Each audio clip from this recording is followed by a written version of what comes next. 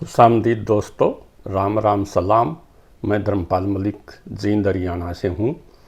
आज की हमारी वीडियो का विषय है नवाब लियाकत अली खान।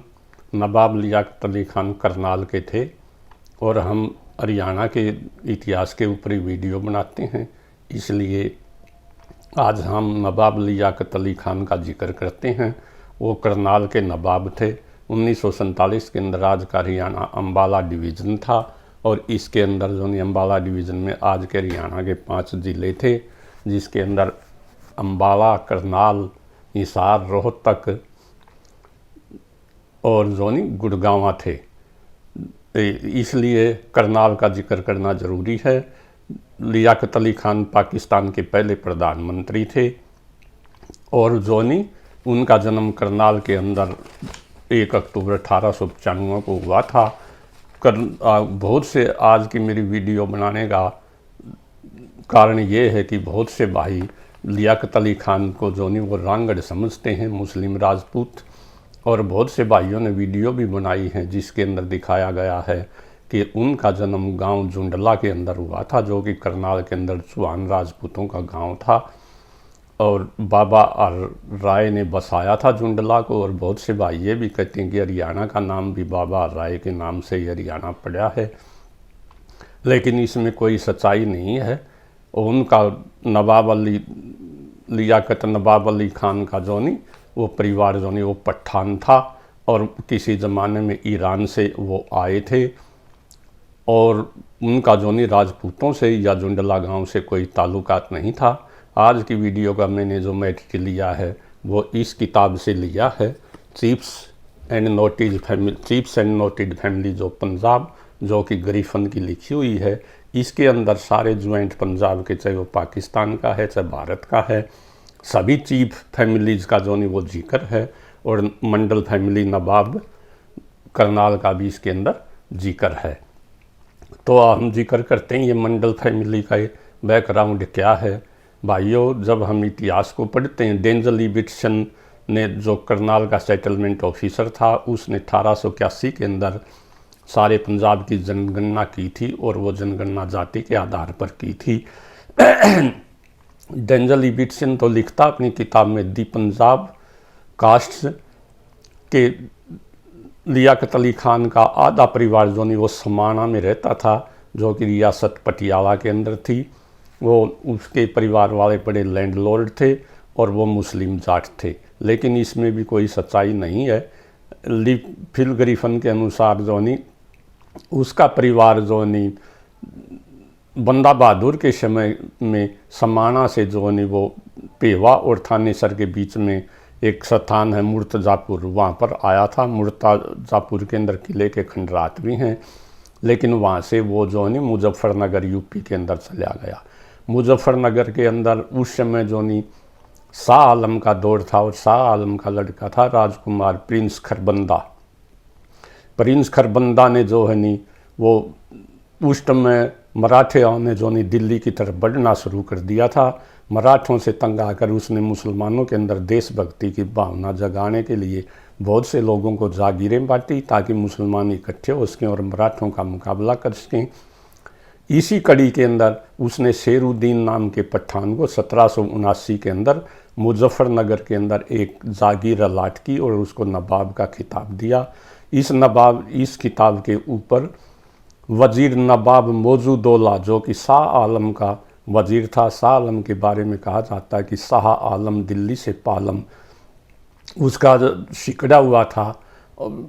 उसकी पावर बहुत सीमित थी, नाम मात्र का बादशाह था। उसने शेरुद्दीन को शाह आलम के समय में एक जागीर मिली थी और नवाब का खिताब मिला था, लेकिन शेरुद्दीन की 1789 के अंदर मृत्यु हो गई।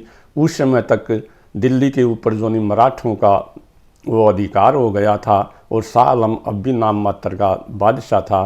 मराठों के दौलत राव सिंधिया ने 1789 के अंदर शेरुद्दीन की जागीर उसके बेटों को देने की बजाय शेरुद्दीन के छोटे भाई मोहम्मदी खान को दे दी और इसके बदले में शर्त रखी कि ज़रूरत पड़ने पर वह उसे 200 घुड़सवार और लड़ाई में सैनिक देगा।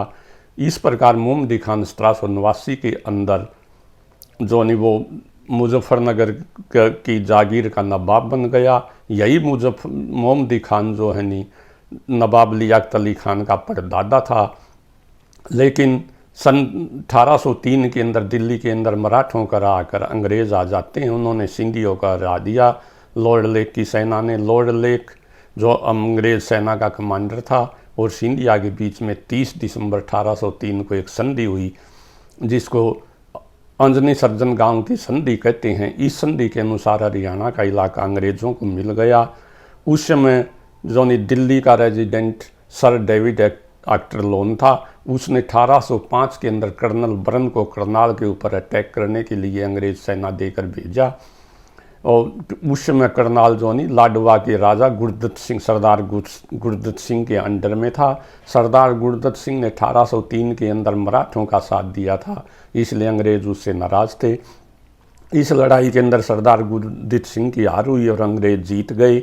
इसलिए उन्होंने लाडवा का इलाका तो जो गुरदत्त सिंह के पास छोड़ दिया, लेकिन करनाल के किले के ऊपर कब्जा कर लिया और करनाल को अपने राज्य के अंदर मिला लिया। सन 1764 के अंदर करनाल के अंदर एक किला जो वो राजा गजपत सिंह ने, जिसने जींद की रियासत की स्थापना की थी, उसने बनाया था। लेकिन अंग्रेज जो यमुना नदी से वेस्ट की तरफ हरियाणा की तरफ अपने राज्य का विस्तार करना नहीं चाहते थे, इसलिए उन्होंने 1805, 4, 5, 6 में ऐसे अनेक रियासतें बनाई, जैसे पटौदी की रियासत, दुजाना की रियासत, लुहारू की रियासत और जो ये करनाल की रियासत, जो उनके वफादार थे। और करनाल की रियासत के नवाब मोहम्मदी खान को जब उन्होंने करनाल का इलाका दिया तो उससे मुजफ्फरनगर का इलाका उससे ले लिया।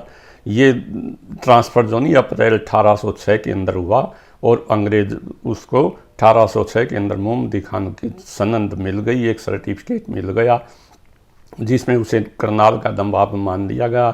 लेकिन उसका व्यवहार अच्छा था, इसलिए अंग्रेज़ों ने उसको कुछ जागीर ज़िला मुजफ्फरनगर और ज़िला मेरठ के अंदर भी रखने का अधिकार दे दिया। इस मोहम्मदी खान का बेटा जो था वो अहमदी खान था। अहमदी खान या अहमद अली खान था, जिसने 1857 के अंदर अंग्रेज़ों का साथ दिया था। 1857 के अंदर 14 जुलाई 1857 को बड़ा गांव के ऊपर अंग्रेज़ कैप्टन ह्यूज ने जो अटैक किया, लेकिन उसकी हार हो गई। फिर 15 जुलाई को वो जो अहमद अली खान जो करनाल का नवाब था, कुंजपरा के नवाब और पटियाला के राजा की सेना ने और अंग्रेज़ सेना ने गांव बला के ऊपर अटैक किया। इस लड़ाई के अंदर रांगडो ने, मडाड रांगडो ने, जो कि जलमाना, मूनक और रसंत के थे, गांव बला का साथ दिया था और उनका काफ़ी नुकसान हुआ था। जब लड़ाई अंग्रेज़ जीत गए तो उसके बाद उन्होंने गांव जलमाना, असंद और मूनक के अंदर भी आग लगा दी और इन गांव के ऊपर भी गोले दागे। सन 1857 के अंदर न तो एक भी मस्जिद को आग लगाई गई और न भी एक भी मंदिर को आग लगाई गई। ये हिंदू और मुस्लिम एकता का सबसे बड़ा सबूत था। लेकिन अहमद अली खान, रुस्तम अली के सगे दादा ने अंग्रेज़ों का साथ दिया था और उसको इनाम के अंदर 10,000 रुपये की खिल्लत मिली थी और एक बहादुर शाह जफर के लड़के का मकान जो वो दिल्ली के अंदर मिला था। पटियाला के राजा को भी दिल्ली के अंदर बहादुर शाह जफर के लड़के का मकान मिला था, जिसको पटियाला हाउस कहते हैं। नाभा के राजा को मिला, जिसको नाभा हाउस कहते हैं। जींद के राजा स्वरूप सिंह को मिला इनाम के अंदर बहादुर शाह जफर के लड़के का मकान दिल्ली में, जिसको जींद हाउस कहते हैं, जो आज भी मौजूद हैं। इस प्रकार से ये स्पष्ट, ये एक जो है बिल्कुल जो अंग्रेज़ों की लॉयल फैमिली थी। अहमद अली खान का एक लड़का था जो उसकी रानी से, बेगम से पैदा हुआ था सन 1835 के अंदर। उसका नाम था अजमत अली खान। लेकिन अहमद उस समय नवाब जो रखेल भी रख लिया करते थे। अहमद अली खान की एक रखेल थी जिसका नाम था लाली बेगम।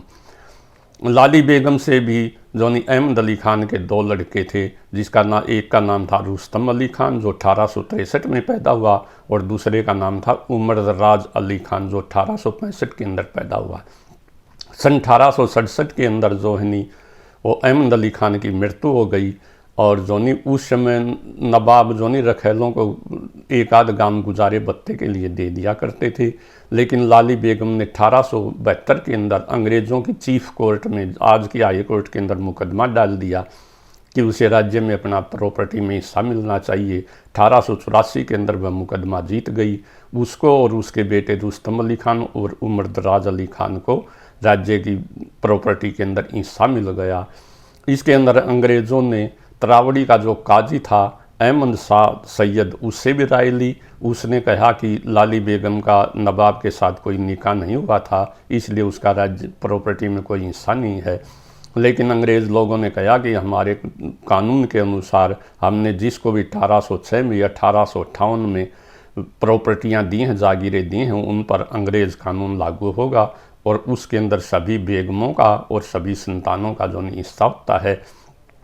इसलिए 1891 के अंदर अजमत अली खान को तो नवाब की उपाधि मिली और रुस्तम अली खान को जो ऑनरेरी मजिस्ट्रेट बना दिया गया। इसी जो रुस्तम अली खान का बेटा था नवाब लियाकत अली खान, उसके 3 भाई और थे, एक उससे बड़ा था और एक 2 उससे छोटे थे। नवाब रुस्तम अली खान के जो बड़े बेटे का नाम था शमशाद अली खान, जो 1886 के अंदर पैदा हुआ। दूसरे उसके उमर दराज अली के 4 बेटे थे उसके चाचा के, उनका नाम था नंबर 1 शमशाद अली खान जो 1886 में पैदा हुआ, नंबर 2 इरशाद अली खान जो 1887 में पैदा हुआ, नंबर 3 एजाज अली खान जो 1890 में पैदा हुआ, नंबर 4 मुमताज़ अली खान जो 1896 में पैदा हुआ। इसी प्रकार लियाकत अली खान के 3 भाई और थे। नंबर 1 सजाद अली खान जो उससे बड़ा था, 1892 में पैदा हुआ। दूसरा नंबर लियाकत अली खान था जो 1 अक्टूबर 1895 में पैदा हुआ। तीसरा खुर्शीद अली खान था, 1902 में पैदा हुआ। और चौथा जमशेर अली खान था जो 1905 के अंदर पैदा हुआ।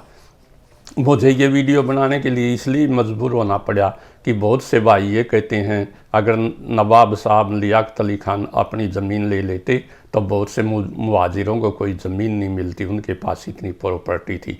भाई साहब इस बार इसमें भी सच्चाई नहीं है। आप ये देखो, पटियाला का राजा जो पटियाला से लेकर महेंद्रगढ़ और नारनौल तक था उसका राज्य, उसके पास भी लिमिटेड ज़मीन है। जींद की रियासत जो थी वो संगरूर से और दादरी तक फैली हुई थी, जो 150-200 किलोमीटर लंबी चौड़ी है, उसके पास भी लिमिटेड ज़मीन है। ये वास्तव में ज़मीन जो ज़मींदारों की थी, किसानों की थी, और इनको टैक्स लेने का अधिकार था। टैक्स में से कुछ हिस्सा अंग्रेज़ों को दे देते थे और कुछ अपने पास रख लेते थे। इसलिए यह कहना कि लियाकत अली खान साहब ने बहुत बड़ी वो जो कुर्बानी दी, इसमें सच्चाई कम है। न वो रांगड़ थे, उनका गोत मंडल था, वो पठान थे। ये भी उसकी माँ जो महमूदा बेगम थी जो कि ज़िला सहारनपुर राजपुर की रहने वाली थी, जबकि बहुत सी वीडियो के अंदर ये बताया कि उसकी माँ जो चौहान रांगड़ राजपूत थी। और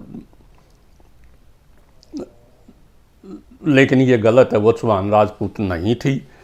इसलिए ये सच है कि वो एक देशभक्त आदमी थे और उन्होंने अपना दिल्ली का मकान 1947 के अंदर पाकिस्तान गवर्नमेंट को दान कर दिया था, जिसके अंदर आज भी पाकिस्तान की एम्बेसी है। ये सच्चाई है। और वो पाकिस्तान के पहले प्राइम मिनिस्टर थे। उन्होंने अपनी शिक्षा अलीगढ़ मुस्लिम यूनिवर्सिटी कहते हैं, उस टाइम ये एंग्लो ओरिएंटल कॉलेज था, उसके अंदर लॉ की डिग्री प्राप्त की, BA और BSc की डिग्री पॉलिटिकल साइंस में ली। उसके बाद 1918 के अंदर वो इंग्लैंड 1918 में उनकी शादी भी हो गई जहांगीरा बेगम के साथ, जो कि उनकी कज़न थी, चाचा की लड़की थी। इससे भी ये सिद्ध होता वो पठान थे, क्योंकि यहाँ के रांगड़ राजपूत हरियाणा के कल्चर के अंदर सगे चाचा या ताऊ की लड़की के साथ कभी शादी नहीं की जाती थी। यहाँ तक कि रांगड़ राजपूत तो अपने गोत में भी शादी नहीं करते थे। तो 1819 के अंदर उनके पिताजी की मृत्यु भी हो गई। उनका 1819 के अंदर 1918 में उनकी शादी जहांगीरा बेगम के साथ हुई थी, जिससे एक लड़का भी पैदा हुआ, जिसका नाम विलायत अली खान था। इसी को फिर वो 1919 में इंग्लैंड पढ़ने के लिए चले गए, वहाँ से भी उन्होंने ला की। 1922 के अंदर वो वापस आ गए। 1923 में उन्होंने मुस्लिम लीग को ज्वाइन कर लिया। 1926 में वो मुजफ्फरनगर रूरल एरिया से MLA बन गए, लेजिस्लेटिव काउंसिल। 1932 में वो यूपी विधानसभा के जो डिप्टी स्पीकर सर्वसम्मति से बन गए। 1940 के अंदर वो बरेली से MP बने, नेशनल असेंबली के मेंबर। 1945-40 के चुनाव में वो मेरठ से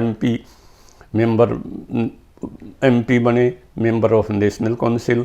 और 15 अगस्त 1947 को पाकिस्तान के प्रधानमंत्री बन गए।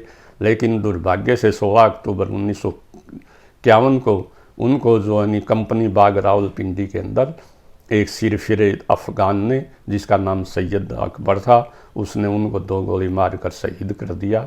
ये बड़ी दुखद घटना थी। लियाकत अली खान ने वो दूसरी शादी 16 अप्रैल 1933 को एक क्रिश्चियन लड़की थी, ब्राह्मणों की, अल्मोड़ा डिस्ट्रिक्ट अल्मोड़ा उत्तराखंड की रहने वाली। वो धर्म से ईसाई थी, उसका गोत्र पंथ था, जाति ब्राह्मण थी। उसको इस्लाम कबूल करवा के उससे दूसरी शादी कर ली, जो कि इतिहास के अंदर बेगम राणा के नाम से प्रसिद्ध है। बेगम राणा से भी लियाकत अली साहब के 2 लड़के थे, अशरफ और अकबर। उन्होंने MLA का चुनाव भी लड़ा था दोनों ने, लेकिन दोनों हार गए। इसलिए ये सिद्ध होता कि पार्टीशन कोई अच्छी बात नहीं थी। अपने आदमी को अपने भाइयों में ही रहना चाहिए। एक कहावत, अपनी गली में कुत्ता भी शेर। अगर वो हिंदुस्तान में रहते तो शायद उनका राजनीतिक भविष्य ज़्यादा उज्जवल होता। राजनीतिक भविष्य, यहाँ मैं आपको ये स्पष्ट कर दूँ कि बहुत सी बातें जो है नी वो इतिहास के अंदर गलत पढ़ाई जाती हैं। भाइयों, अगर आपको वीडियो पसंद आए तो प्लीज़ इस वीडियो को शेयर कर देना और इसको सब्सक्राइब कर देना। और कोई नई बात हो तो कमेंट ज़रूर करना। जय हरियाणा, जय हरियाणवी, जय हिंद, नमस्कार, सलाम।